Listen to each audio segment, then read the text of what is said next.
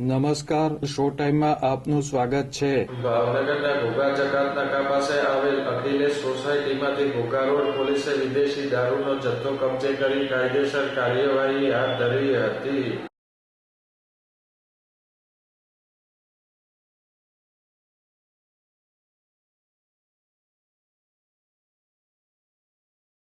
અખિલેશ સોસાયટીમાં રહેતા રાહુલ ભૂપતભાઈ જેઠવાએ પોતાના રહેણાંકી મકાનમાં વિદેશી દારૂનો જથ્થો ઉતાર્યો હોવાની બાતમી ઘોઘા રોડ પોલીસને મળી હતી.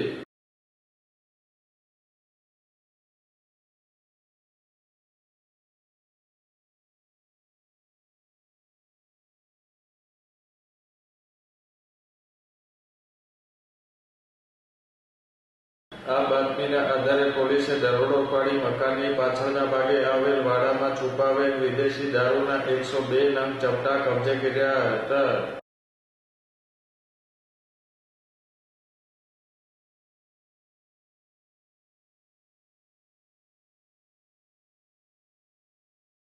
ઘોઘા રોડ પોલીસે રાહુલ જેઠવા વિરુદ્ધ ગુનો નોંધી તેને ઝડપી લેવા કાર્યવાહી હાથ ધરી હતી.